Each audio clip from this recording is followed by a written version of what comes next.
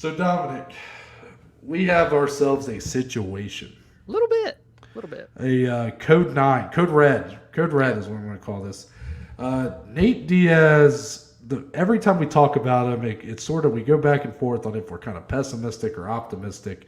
Is the fight with Poirier going to happen? Are they going to force him to fight Hamza? Is Nate even going to fight? Is he just is the UFC holding him out for a Conor fight down the line? I mean, what's going on? It's like it feels like Nate's tweeting for his release every week. He's pissing on the Apex or the PI, whatever. It's getting very bizarre. It's uncomfortable. And then I think we hit another snag. Another snag in the road was hit here because there had been some rumors floating around that Nate and the UFC were coming close to terms on something, some sort of fight or something. And I only know that because I could tell Ariel Helwani, he never said that there, but when asked about it on I believe it was his, on the nose Ringer MMA show, but also yes on the MMA Hour, he would just kind of say look, there's something in the works. I'm not going to talk about it because he admitted this has happened before with Nate in the UFC, and then it's kind of fallen on their face. It just hasn't worked out. Yeah. So I haven't heard if he's had anything to say about it since all this came out yesterday, but my guess would be whatever plans were going down, it doesn't seem like that's really the direction we're heading now. Dana did a little scrum with the Salt Lake City, the great city of Salt Lake. We have to go to Utah. Nothing bad ever happens in Utah, Dom. That's right. He did a little scrum there. He was kind of the Jazz, I think it's the owner, was welcoming him to the city, and they were basically it was kind of a whole commercial for Salt Lake City, just saying hey, it's a destination, not a flyover state now, and blah blah blah. Well, then Dana does this 10-minute interview with the Mac Life. Great, that guy's one of the best. He's good. Interviews. Oscar, is that his name? Oscar Willis, I think. Yeah.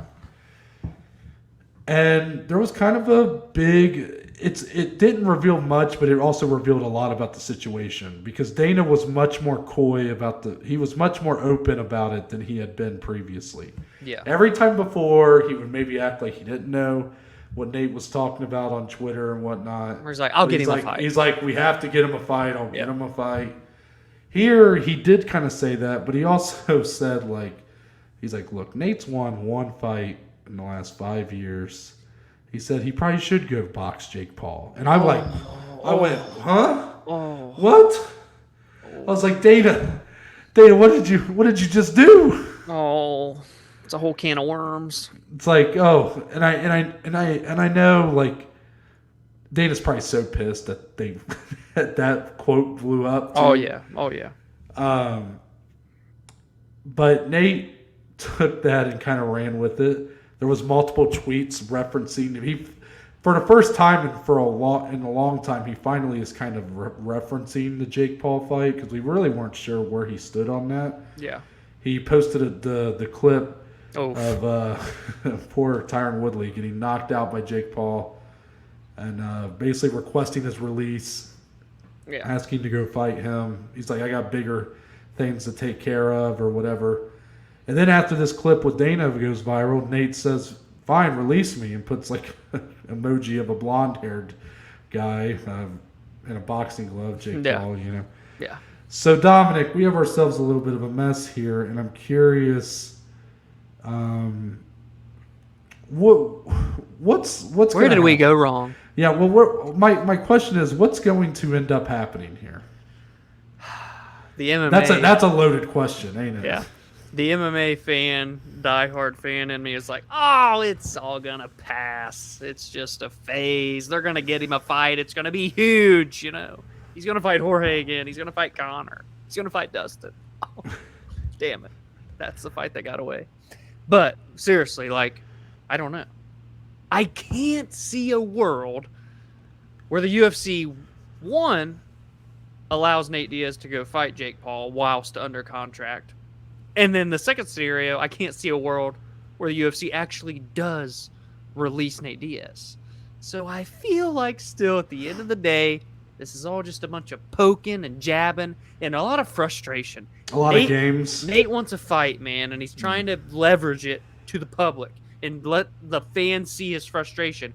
Riot, get mad at the UFC, bitch about it, all that, get mad. Dana's like, we're trying, you guys don't understand what's going on in the back end type deal. I think it's a lot of that, a lot of jibber jawing, but there is so much more going on behind the scenes that we don't see even after this kind of mess that happened this weekend. I still think by the end of the year, Nate Diaz is in that octagon. I do. I don't see a boxing fight with Jake Paul again while he's under contract with the UFC for sure. Maybe if he fights one more time and he's done, maybe we do see that. But right now, I think we see a fight by the end of the year. I do. Truthfully. I mean, but this is that's the thing, Dom. Is like, well, what's the alternative? Because they have to offer him a fight. Like he's like, can you see them releasing Nate Diaz? Like, honestly, that's why I think that's the alternative, and I don't think that's going to happen. Yeah, I can't see it. I can't see it. There's no way that they let that guy walk free. No way. That'd be crazy. That would be one of the biggest. He is worth all of this, by the way. Yes. And I think they know that. I mean, Dana, he, for his credit, he's not necessarily criticizing anything about Nate Diaz outside of the fact that he's he is kind of putting him on the same level of like Cowboy Cerrone at this point and stuff. But like, if you put Nate on a card, he's gonna do one of your top 3 best pay-per-views of the year. That's how it is. Yeah, you're probably right. So Dana can downplay it all he wants. I mean, Dominic, do you remember? I think when did we? I want to say around the time that we went to Columbus, and maybe it was a bit after that. We talked about Nate one of the many times we've talked about this situation, and I think the question you posed was, do we see a fight announcement by the end of April? And we both remember were like, that. Ooh, because that was I think we both said no, to our credit, but it was a struggle. And now here we are. End of June. Nothing. I just don't understand what's going on. What the fuck is happening? Have we seen anything like this before? There's got to be a fight coming. And I think a lot of signs point to Khamzat Chimaev being in that fight. Gosh. Because Nate is definitely playing a game here. He is trying. Oh, yeah. Because the UFC, I think, as much as am I really going to admit this? Uh-oh. I have been kind of the one that wouldn't admit this, and now I feel like I'm about to admit something I don't want to admit. It feels like the UFC are really not wanting Nate Diaz to go box Jake Paul. Yeah. Like, I think that they seem a bit not scared of it, because like what's it? Really I really see where you're going now. Okay, I got you. No, I'm not saying they're scared. No, don't do that. All right, continue. Hold on. I saw some lights flashing in there. I don't know what's going on. Spooky. Might be a cop out there. I don't know. Uh-oh. What I'm saying is, ease back in. that I feel like the UFC don't want that fight to happen. I don't know how else to say it. Like, I'm not going to say they're scared of Jake Paul versus Nate Diaz because, again, why would they be? They're so big and, they don't really have anything to fear there. But it feels like they really don't want that fight to happen. If you're the UFC. Because think about it like this. Nate Diaz has one fight left. So this is where this whole tug of war is happening, right? Yeah. Nate Diaz wants to have a fight. Against anybody, apparently. And then wants to bounce. Wants to move on. Yeah. The UFC is like, either please don't. First they're like, that's fine, but you're going to fight Khamzat Chimaev. But if that's not fine, then we'll give you a Dustin Poirier, but you're going to sign a 3-fight contract. Right. Nate Diaz isn't going to leave to go headline a Bellator card. No, absolutely not. He will not fight for a PFL or Bellator. No, not at all. So the only competitive at all thing that he could go do is box someone like Jake Paul. Yeah. And the UFC, for whatever reason, and I don't know if it's like a pride thing. Like, again, Jake Paul knocked out Ben Askren. He knocks out Tyron Woodley. If he were to knock out Nate Diaz, it's I don't know if they're trying to nip this thing in the bud, like really stop or hold out a lot of these fighters that could find themselves on the receiving end of that from doing that. They definitely seem to be something's going on there. You think that's kind of the whole reason Dana even said that then? Just like to put it off as like, oh, I don't give a shit. But like deep down. What, saying like he should go bog? Yeah, but he's like, fuck no, he shouldn't. Like, I don't want that. I think he's saying, well, I think what he was doing there is he's trying to undervalue Nate Diaz. Okay, yes, he is. You're right. Because it's a game, right? You know, this is negotiation tactics. So he's like, well, he's won one fight in the last 5 years.